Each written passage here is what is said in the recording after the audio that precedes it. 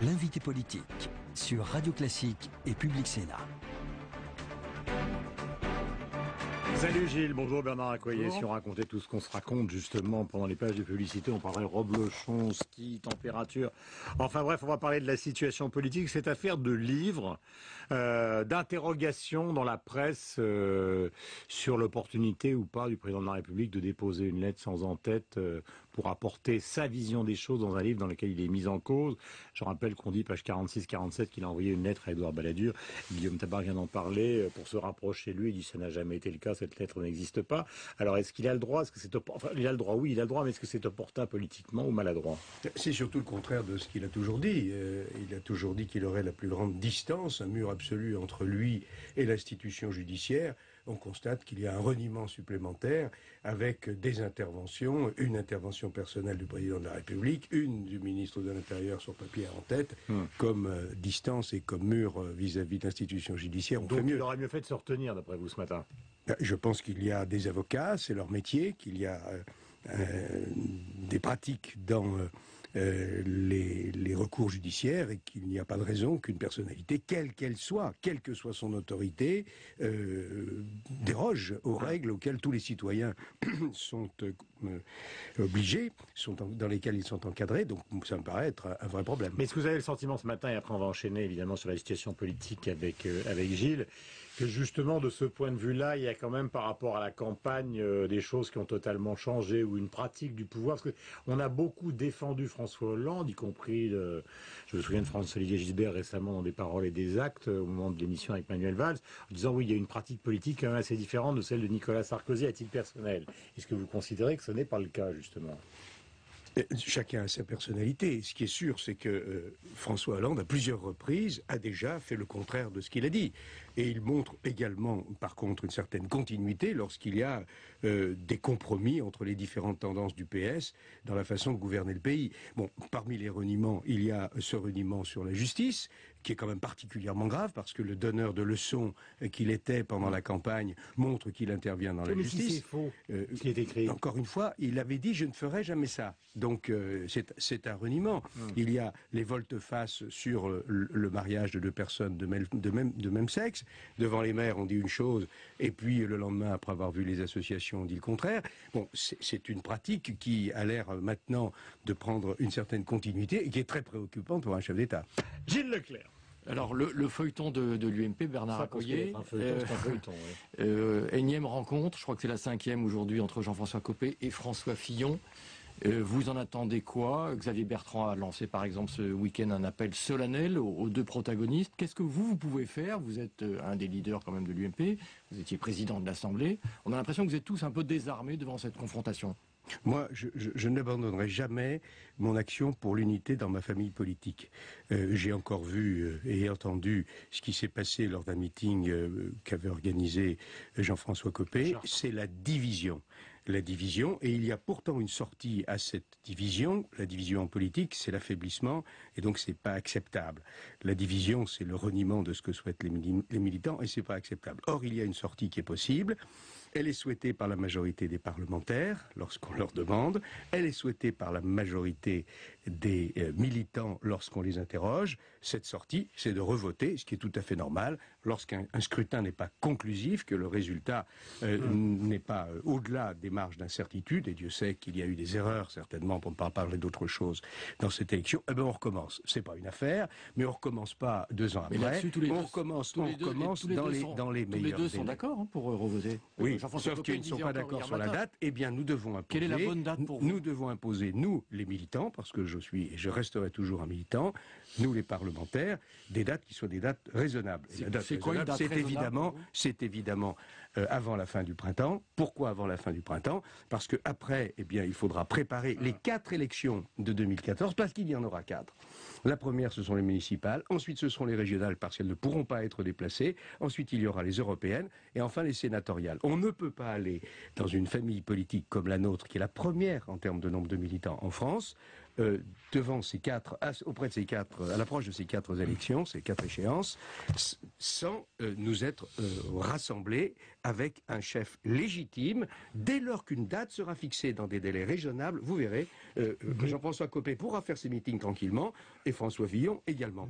Nous allons faire tout ce que nous pouvons et je le ferai pour que cette date s'impose à nous tous et ce sera ensuite l'unité et la paix, c'est le vœu que je forme. Oui, j'ai des phrases qui sortent avant même, parce que le sentiment qu'on a avec Gilles ce matin, c'est qu'en fait ils n'ont aucune envie, ni l'un ni l'autre, d'aboutir à un accord. Le statu quo est insupportable. Oui, il n'est pas question que l'on reste dans cette situation avec un groupe divisé à l'Assemblée et un président de parti contesté. Donc, puisque ceci n'est pas le sentiment que finalement leur arrière-pensée à tous les deux, c'est de gérer le statu quo. Parce que François Fillon, il aura fait un pas de côté par rapport, disons, à la fin du Sarkozisme, donc ça lui permettra de légitimer une démarche présidentielle.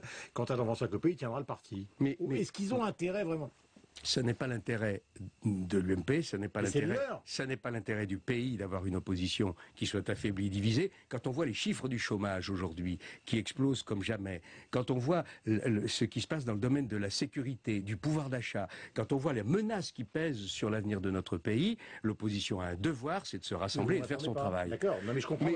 Mais le statu quo, si c'est l'idée, est-ce que c'est pas leur arrière-pensée à tous les deux ? Alors puisque vous faites de la psychanalyse, si c'est l'arrière-pensée de Jean-François Copé ou de François Fillon ou des deux, elle est inacceptable. Le statu quo est inacceptable. Et par conséquent, nous devons absolument procéder calmement aux démarches dont nous avons tout à fait le temps de les conduire d'ici le printemps pour que le vote soit terminé avant la fin de l'été. Mais parce qu'il y a un minimum de bonne volonté lorsqu'on est dans la même famille.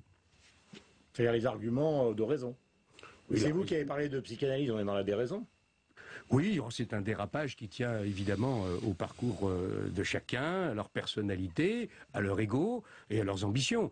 Et puis il y a aussi, de part et d'autre, le sentiment qu'ils ont raison. Eh bien, ceux qui ont raison, ce sont les militants. Et les militants, quand on les interroge, ils sont je l'ai fait à Haute-Savoie, très majoritairement favorables à nous vote. On ne peut pas tenir une réunion à l'UMP en ce moment sans qu'il y ait une contestation. C'est pas possible, donc il faut en sortir. Gilles, vous dites que c'est les militants qu'il faut écouter, c'est eux qui ont raison. Quand on regarde les résultats du premier tour des élections partielles, en fait, on s'aperçoit que même s'il y a des divisions au sommet, que la famille UMP est plutôt rassemblée au moment du vote. Au fond, est-ce qu'on a besoin d'un chef ? Je caricature. Je crois que les élections partielles montrent une chose d'abord, c'est que les Français rejettent la politique du gouvernement avec une force qu'on n'a jamais vue. Deuxièmement, que les électeurs de la droite et du centre sont plus responsables que certains leaders et qu'ils sont encore mobilisés. Alors les militants sont toujours mobilisés à l'UMP. Ils veulent reprendre la parole. Mais si on refuse de leur redonner la parole, eh bien ils prendront leur liberté. C'est-à-dire ?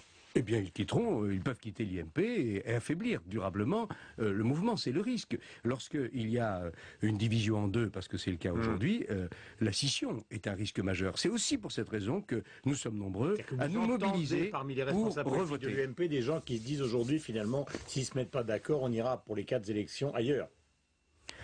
Visiblement, c'est pas au Front National. Si on voit les résultats des dernières partielles, ça pourrait être chez mais ce sont nos électeurs qui vont s'éparpiller dans tous les sens. Et parce que lorsque vous avez deux chefs, eh bien, il y en a qui tout simplement ne reconnaissent ni l'un ni l'autre, et puis qui ensuite seront écœurés de voir cette attitude qui bafoue encore une fois la parole des militants. Alors, il y a plein d'autres sujets qui concernent des gens qui sont très connus. C'est la version de la politique un peu people ce matin.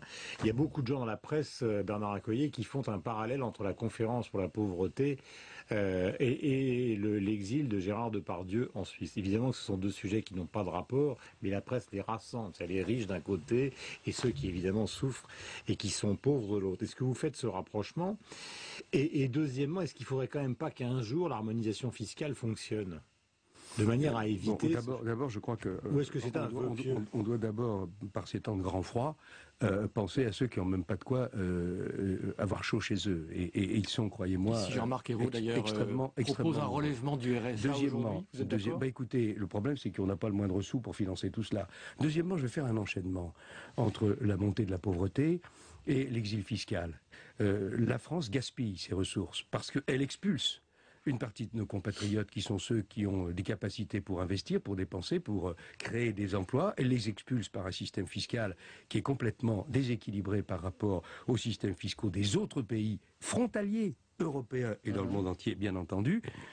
Et donc il y a là une erreur. Cette erreur, la gauche l'a commise dès 81, et maintenant, 31 ans après, elle recommence avec une fiscalité qui pousse malheureusement un grand nombre de nos compatriotes à partir. Évidemment que je le déplore et que je le condamne, mais c'est compréhensible. Et s'il n'y avait que ceux qui ont de gros patrimoine, non, mais il y a aussi ceux qui ont la capacité de gagner beaucoup d'argent parce qu'ils sont particulièrement talentueux.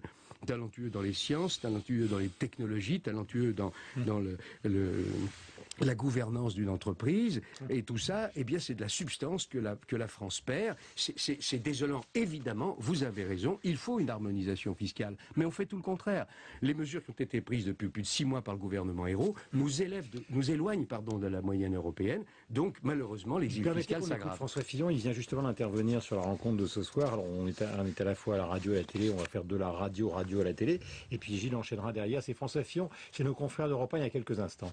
Je parlerai toujours avec tout le monde, y compris avec Jean-François Copé. Simplement, je dis aujourd'hui, ça suffit. Maintenant, il faut que les élections aient lieu dans un délai qui soit un délai raisonnable. Et ce délai raisonnable, c'est au printemps, c'est avant l'été, c'est en tout cas avant qu'on rentre dans la période de préparation de cette succession d'élections qui auront lieu en 2014 et en 2015. Ça se durcit, hein, Gilles. Quand on entend François Fillon, il reprend exactement ce que vous venez de souligner. Vous avez dit délai raisonnable, printemps, c'est ce qu'il dit. Vous êtes Fillon. Ça suffit.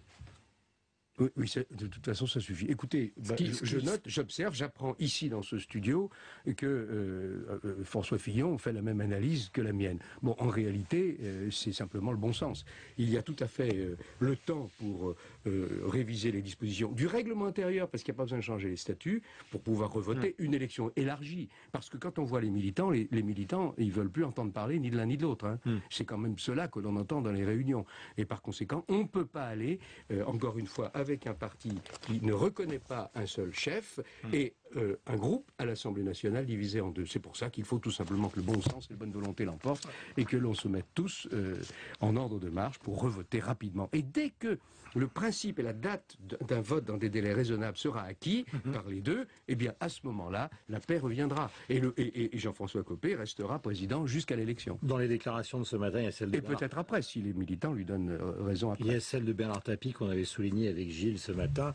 Vous n'êtes pas forcément le meilleur ami de Bernard Tapie, mais à propos justement de la politique économique du gouvernement et d'Arnaud Montebourg, il dit au fond c'est la Corée du Nord, Arnaud Montebourg. Comme tout à l'heure, vous attaquez la politique fiscale justement du gouvernement. Est-ce que vous vous associez à ce jugement pour terminer de Bernard Tapie? Il est clair que... c'est de brutal, comme on dit dans les tontons flingués. Oui, c'est du tapis. Hein. Bon, mais on va essayer de faire du velours.